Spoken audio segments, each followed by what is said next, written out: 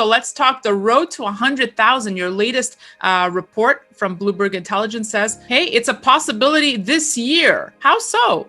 Well, I've been looking at this for about a year, and it's more based on questions I've been getting. Okay, McGlone, you keep saying 100 grand, give us good reasons. So I finally decided, all right, let's put out a deck that shows some of the charts. And one thing I missed from that I'll mention first is ETFs. There's still a high probability that the U.S. is just going to follow Canada, maybe just a futures-based, Bitcoin ETF. But the fact that there are now over 30 applications, and the fact that money is migrating from the U.S., notably from Cathie Wood and ARK, towards Canada, the pressure is quite strong and high for the U.S. regulators to say, all right, we're kind of missing out here. We need to do that. So in the bigger picture, the foundation to me really got started last year, and I'll leave you with this. It's very, from a commodity strategy standpoint, is somewhat simplistic. Supply is declining, demand is increasing, and then you look at the history of Bitcoin, typically years after a halving, which is when you cut supply, which we did last year. It usually has some of its best performance, which is prime candidate for 2021. Okay, so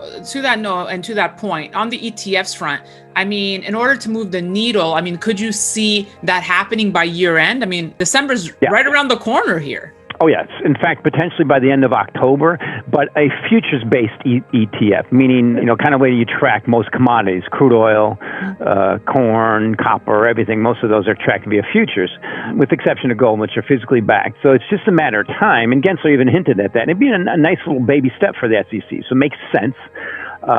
And that would open up, now futures-based might not be the best thing, but it's better than nothing. It follows Canada and just opens up that legitimization window for a massive amount of money inflows. And one thing I have to point out is, so if I had, kind of own your mistakes, and if I had just kind of booked a little more in Ethereum this year, I'd be at that 100,000 mark, because Ethereum's up the equivalent.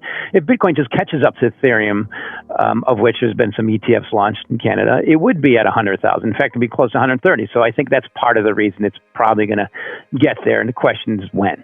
Yeah. So first of all, Bitcoin has a history. It went up to 1,000 and held resistance there from like 2013 to 2017, and poof, bumps up to 10,000, gets a little bit overdone, and then held and locks in around 10,000 right till about the end of 2020. And then poof, it pumps up. 2019 and 2020 has its resistance, and once it breaks out about 10,000, it's more likely to go to 100,000. Yeah, now that's the history.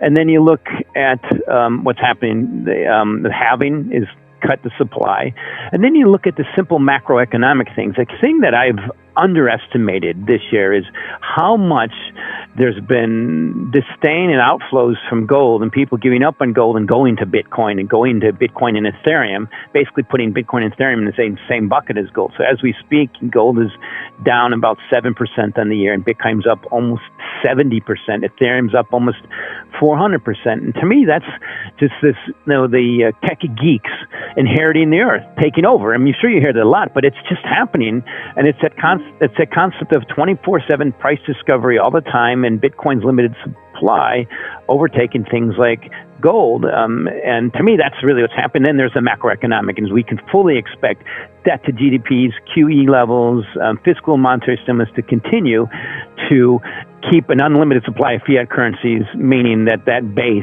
of how you price Bitcoin should continue to have unlimited supply of fiat currencies versus limited supply of Bitcoin. Means the price must go up by rules of economics. You mean all the fundamentals that should have been supporting gold way above 2,000 an ounce, right, Mike? But to the point of, is Bitcoin taking a chunk out of gold?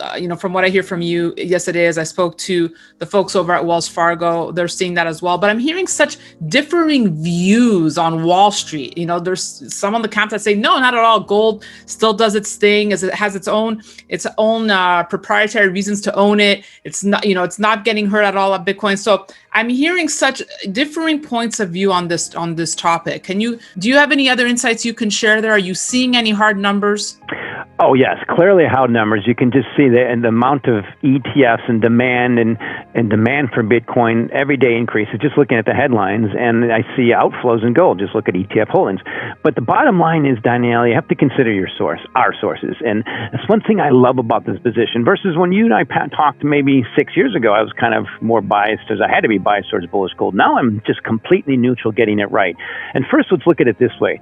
From a prudent money management investment standpoint, if you have any type of money in gold and bonds and you're not allocating to Bitcoin, just a small portion, you're at greater risk of looking like you're being left out or falling behind and lost in the woods versus just allocating a small portion. That's happening. That's a fact. And then there's a simple fact of performance. So I look at it as, to me, the naysayers are falling, against Bitcoin, falling every day. They're now minority, and they've all tilted the other way. And the performance just keeps showing it. And then I look at, here's a thing I'll leave you with, is one of the most notable things that's happening in crypto assets is the trading of digital dollars, crypto dollars. So if you look at just one, and I'm getting this to gold, but if you just look at Tether, this is the most widely traded, the daily volume in Tether is equivalent to about the top 10 cryptos, including Bitcoin and Ethereum. So that's what's happening organically. The world is going to this ability to transact 24/7, virtually no cost, with instant settlement, and you're doing it in dollars. That's happening with Bitcoin, and there's tokens to do that in gold. But to me, that's the world that's happening. It's in our faces, and it's happening so fast, a lot of people are being left behind. So I fear that people who keep pointing out how gold has been the hedge forever, I agree with you, and so far, and I'll leave you with this. And before the automobile, the horse was the best form of transportation, and how we measure it, that's just happening, and something's got to trip it up. But every day that Bitcoin doesn't fail, it's moving in gold space, and this year is a good example of that. Okay, so let me ask you this. On the path to 100,000, what does it look like? Are we expecting more consolidation? Would you expect another correction, and then it's a straight up? What does it look like? How does it play out? Well, I think we've already had the significant correction this year, which is part of why I republished that article that I put out. I actually republished it kind of almost a year ago, because it's one of the best ways to create a foundation in the markets is flush out the excessive longs and the speculative excesses. And that's from an ex-pick trader and ex-trader. I remember being stopped out and reading, oh, shit, I got stopped out. That's going to make the market go up. It's just usually the way it works. So I think that's what's happened.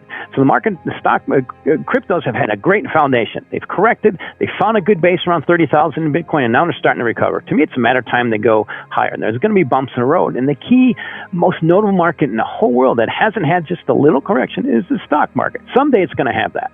So I look at it as just a matter of time. And also the reasons that Bitcoin corrected were very bullish in the long term, i.e. pushing back on the energy consumption. We all know just the process of humans harnessing energy is part of human advancement. And then the discombobulation with China pushing back and pushing out the miners is, I think, making the U.S. realize it more. So maybe we should embrace this with proper regulation. So I think that's coming.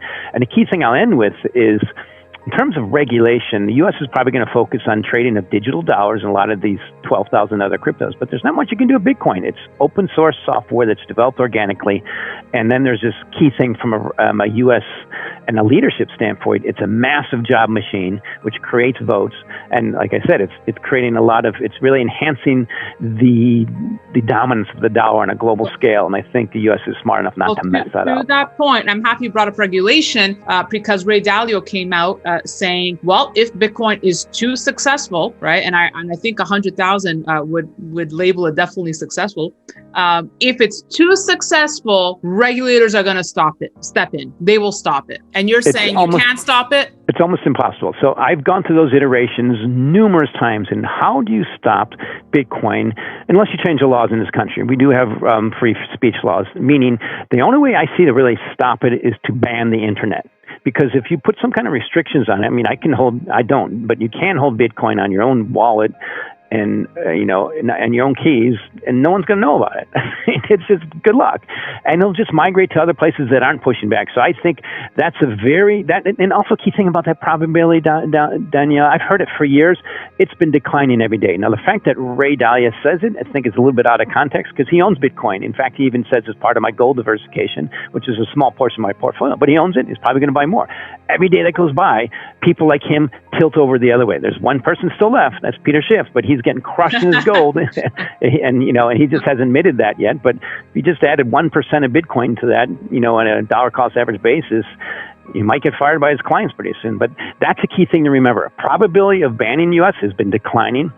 Adoption and demand are increasing. Follow the trend. Okay, last point. If someone, if our viewers are watching and they're on the fence between Bitcoin or Ethereum, I know you're not a financial advisor, but what should you be looking at? How do you choose? Do you add both? Do you choose one over the other?